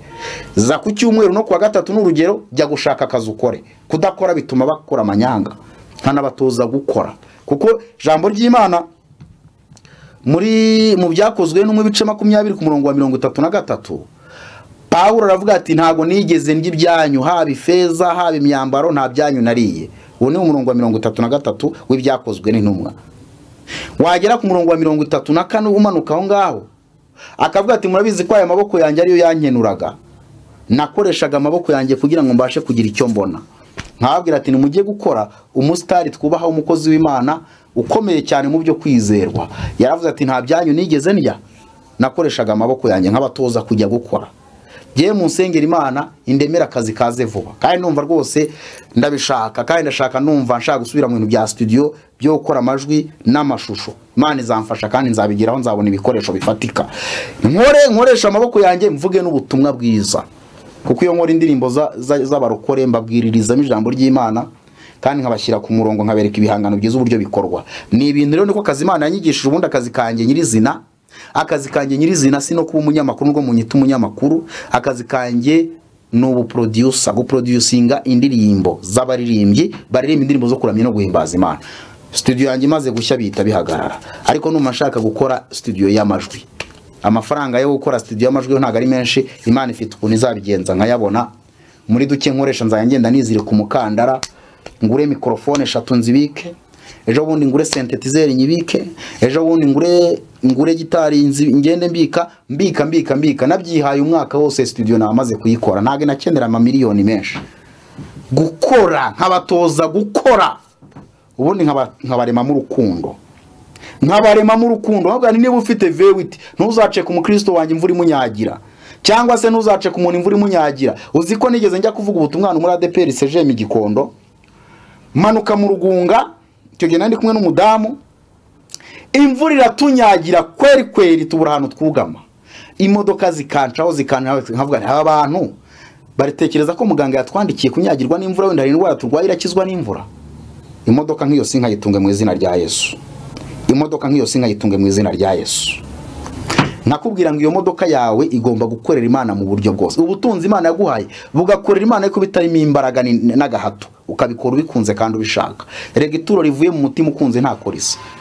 Ubu se uzi ko twayaga duterura amatera turyamo tukazitanga mu rusengero kandi ntawe ubiduhase. Ntawe ubiduhase. Uriya harera Imana Yongwe Yozefu agihagaze mu bintu by'Imana neza, ayobora icyumba cy'amasengesho hariya mu Gakinjiro kwa gatatu. Yajyaga yigisha twarangiza tukitanga mu rwego rwo kubaka rusengero mubona hariya. Abantu bakazana ibintu batategetswe. Ntabwo yashyiraga ikibazo cy'amafaranga. Ariko baho bagezeho baramugara ati tanga ya kugira ngo bigende gutyo. Yo si Imana no. Irusengero rwanjye rero, abantu reka mbabwire, nabatoza kwihana, bakihana bitagendeye ku gitsure. Igitsure mvuga niki? Hari umuririmbyi ukererwa kuza muri korari, akaza abeshya, ugakererwa muri korari kubera ko ufite impamvu. Ukaza mu rusengero uzi ko Imana yanga icyaha n'igisa nacyo. Nkabatoza Imana neza. Ngiri gitorero, ngiri idini nashinga jewe, ariko ntaryo nzashinga. Ubwo ndashaka kubereka umurongo ryakabayeho. Rishingiye ku mfubyi n'abapfakazi. No muri Yakobo rigani ko rivuga. Muri Yakobo haravuga ngo idini itunganye kandi itanduye imbere y'Imana no gusura imfubyi n'abapfakazi. Niyo ndirimbo ndanayifite nanditse, nzanashaka ukuntu uyu munsi nafunguye studio nshaka abaririmbyi bazi kuririmba bayiririmbe. Njya nandika n'indirimbo ariko sinziririmba ko ndazandika rimwe na rimwe nkanazibagirwa nkazikagenda. Murabyumva neza? ukigisha abantu kubaha Imana n'abantu ibintu byo kugenda mwikakaje mwigize ibitangaza, ntawe ubonana na apotre, ntawe ubonana na bishop, ntawe ubonana n'uyu mubonane n'uyu, abandi kubonana na bishop banza gutangaya. Nta soni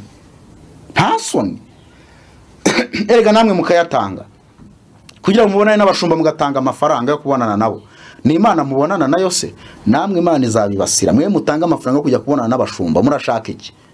Mwavumbuye abantu mukamenya ko Yesu wenyine ari we nzira n'ukuri n'ubugingo.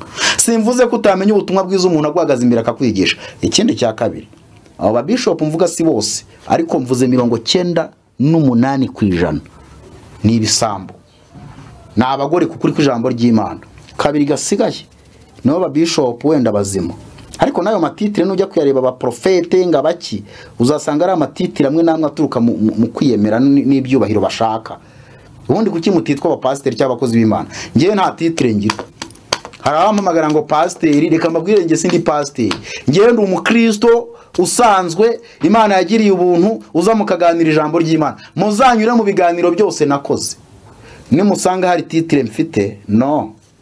Yo matitire yo kumara iki? Nge nta titire mfite. Iyo mukijwe mukamenya Imana biranezeza. Reka rero tugarukira aho ngaho dusenga Imana. Ariko kandi ndashaka no gusengera abarwayi di. Abantu murwaye mwese, kiganiro cyeje undi sinasengeye abarwayi. Ariko reka none mbabwire. Biriya biganiro mubona shyira kuri cano, hari ibiganiro ukurikirana, wamara kubikurikirana witonze utuje, umwuka w'Imana akagusanga akakwereka ko ari nkaho turi kumwe. Mu kugenda ugikurikirana ko ngiye nigisha buryo abantu bihana n'uburyo begera Imana. Tugera ku musozo tugasengera abarwayi bagakira. Nkubwiye abantu bakirira kuri televiziyo BTN ntago wababara. Turiga inyigisho bicaye bateza amatwi umva ijambo ry'Imana ribashakaho. Uko bagenda bumva izo nyigisho zibahindura zibakorogoshora zigenda zikomanga kuri ya nkingi kuri ka kaboate k'ibya kagenda kamenagurika. Imana ikareba uburyo umuntu agenda noga anogera kubaha Imana.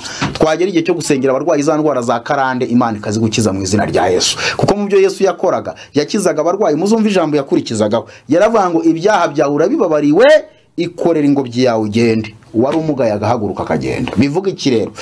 Mukizwe mukurikira ibyo biganiro. Si ngombwa ko mwese muzampamagara, kuko muri kumpamagara wenda mfite umwanya nta kazi mfite kari kuntwara. Abantu bazi ko nkora kuri BTN, ariko giye wundi ntago ndi umukozi wa televiziyo BTN. Oya, ntago ndi umukozi wa televiziyo BTN, nkora kuri BTN, nkora ibiganiro byanjye. None ibiganiro byanjye abakunda ibiganiro byanjye bakazana publicité nkabamamariza ku mafaranga yinjiye, nkagira amafaranga ntunga. Ntago ndi umukozi wa BTN uhembwa buri kwezi. Nibarira nkavuga ni publicité mfite mu biganiro byanjye zitanga aya mafaranga, ayo mafaranga akaba byibura ari yagira gute, ari yabasha kumfasha. Muri make bisa nkaho nta akazi mfite gakomeye karuta akazi kandi kose nako kubafasha. Nibyo numpamagara nzagufasha. Ukeneye kwihana, ufite abadayimoni bakuzengereje, wenda urumva udafite imbaraga zo kwisengera, mpamagara. Ukeneye inama mu bijyanye n'iyi nzira ijya mu ijuru, mpamagara. Ariko umuntu akampamagara ngo wansengeye ko nshaka umugabo, wansengeye ko nshaka umugore, wakijwe ukaba mu ijambo ry'Imana, ibyo ntizabigukorera koko? Erega nanjye hari ibyo ntafite kandi ntasengera. Murabyumva neza? Ntago inzu nkoreramo ibiganiro ari yanjye, ibikeneye kwishyurwa. Nkeneye inzu nanjye yo kubamo niyo gukoreramo yanjye bwite.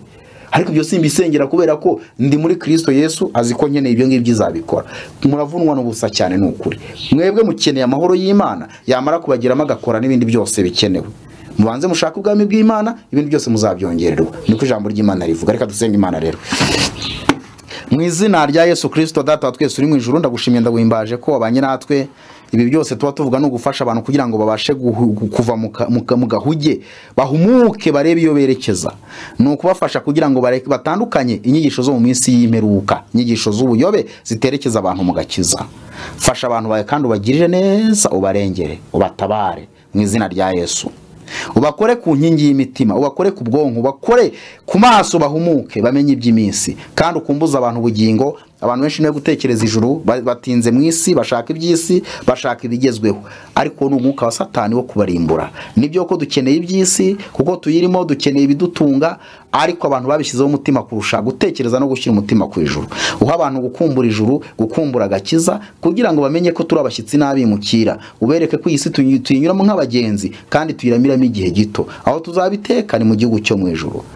sanga aba bantu bagiye bayoba bafite amatitire atandukanye bigisha inyisho z'ibinyoma, bakeneye ubukire, bakeneye indonke, ubasure kandi ubasange ubereke ko ibyo barimo ntaho byabageza, kandi ubereke ko iby'isi bidashobora gusimbura ibyiza by'ijuru mu izina rya Yesu. Ngabo bafashe kandi ubarengere, ubiteho, batabare mu izina ry'Umwami wacu Yesu Kristo.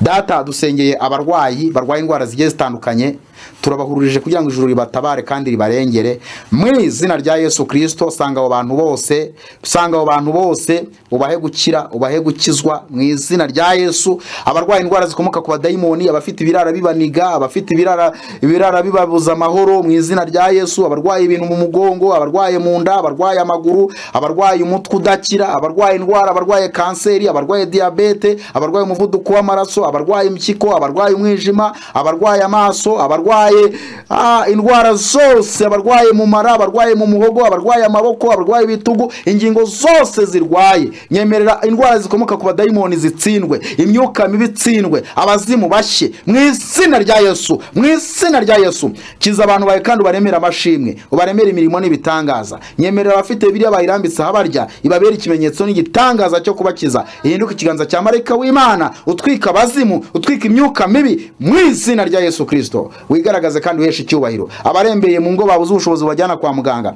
abarembeye kwa muganga, abarembeye mu ngo, abo bose wakize. Nyemerera uzakurikiranira isengesho azaryizereremo kandi rimukize, rimubohore. Nyemerera ukiza abantu bawe, nyemerera urokora abantu bawe, nyemerera urokora barimbuka, abo Satani ari guteza indwara kabica, abo ngabo bagabanuke, abantu bamenye agakiza, bamenye Yesu mu izina rya Yesu. Kandi abagiye gutaha, bagiye kuva muri uyu mubiri, ubatinyure ubereka aho bajya, cyane cyane babandi bihannye bakakwemera nk'umwami n'umukiza, abandi birinze gukora ibyaha, babandi bakiranukiye Imana, ubereke iyo bajya kugira ngo batinyuke urupfu, batinyuke ibyago n'amakuba, kuko iri kumwe natwe duha amahoro, kandi amahoro tuyinjirana mu bigeragezo tukabasha kubisohokamo neza. Ayo mahoro tuyinjirana mu rupfu tukabasha gutandukana n'uyu mubiri, tugatandukana na roho yacu nta bwoba, kubera ko tuba tubona iyo twerekeza. Usura abantu mu ndoto, usura abantu mu nzozi, abagiye gupfa bagenderere, kandi Mwami ubatinyura ibyago ubyo bahura nabyo, ubarinda abazimu n'abadayimoni babasura, ubereke aheza ko ari mu ijuru. Komeza kubana natwe no kutugirira neza, nanjye ukomeze kungirira neza mu izina ry'Umwami wanjye Yesu Kristo. Amen.